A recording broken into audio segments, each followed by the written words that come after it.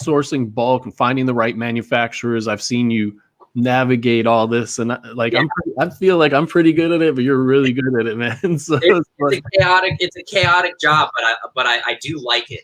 It's very fun. It's very every day's different. But yeah, no, that's probably the most important thing of your whole business. Like, if you're in a relationship with a manufacturer that you're not comfortable with, how can you scale?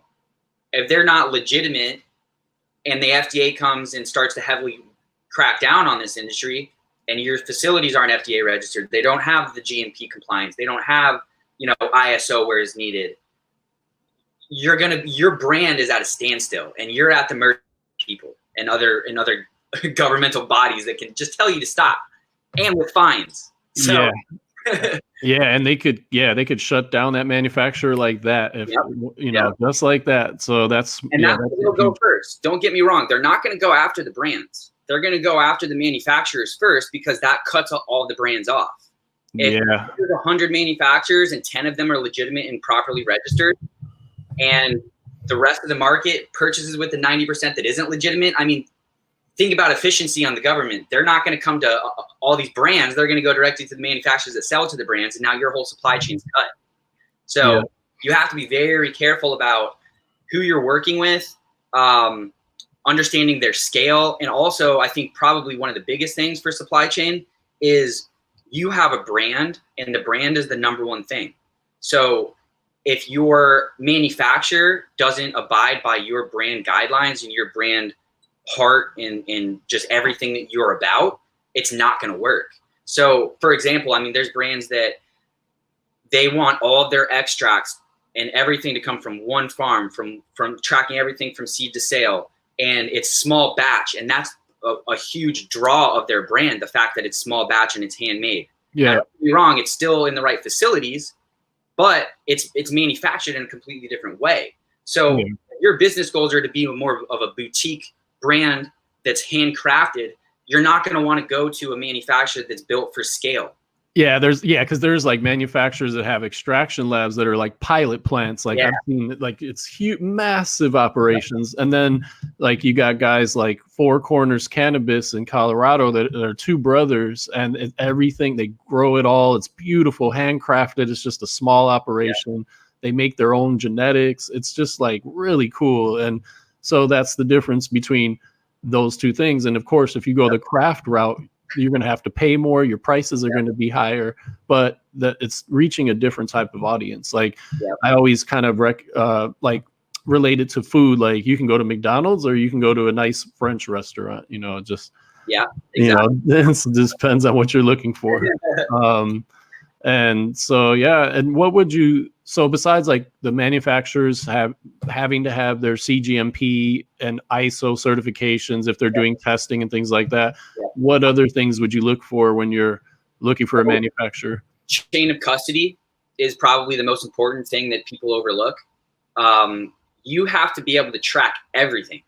And if your manufacturer is not tracking it, then you are not able to track it.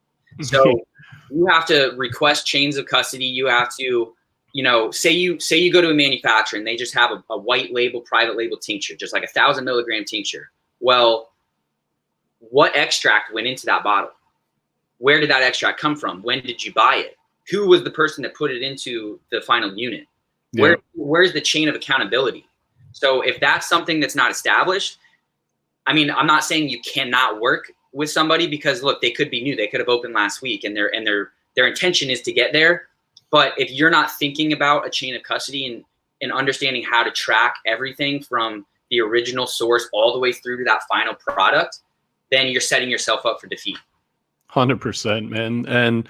And especially on the CGMP certification, there are a lot of labs right now that I talk to that are working towards that. And there are a lot that actually have it already too. So if I were launching a brand, I would honestly make that a prerequisite that they have to already have that certification, because like Brandon said, if something happens in the FDA, they can do whatever they want, So the companies that don't have that certification are definitely going to be looked on more so than the ones that don't, because so that's just a definite thing to look for. And what other tips could you give? Oh, one tip I'll tell people is always have a backup or two backups.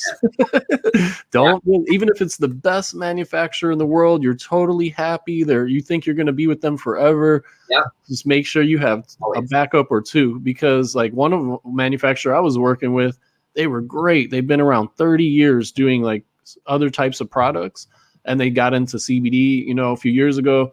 They were awesome, man. Like returning all my calls, just like that. I was sending them clients, and then they stopped returning my clients' calls. And I'm like, what the hell? And I found out they did a huge deal with Walgreens. And so, you know, they just, their capacity, too. Small company, you know, so they like, oh, we're going to ignore it. We got the whale now. Yeah. So you always got to have backups for sure. And then before we get too far, so just touching on the GMP side. Yeah. The difference between GMP certified and GMP compliant. Okay. So you need a copy of the certification, and you need to verify that that certification and whatever LLC or DBA is on there matches the address of the facility. If you're not doing that, then everybody, like, there's middlemen on middlemen on middlemen. And most of the time they're not compensated by the manufacturer. They're upcharging and taking in between.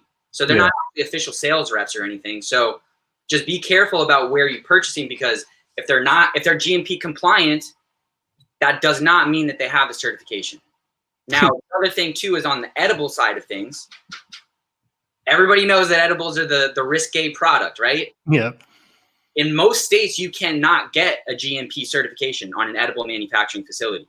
You could have an amazing facility that was already certified beforehand, and as soon as you start to bring edible products in there, you're no longer compliant. Yeah. Okay, so the edibles, it's a risk tolerance thing.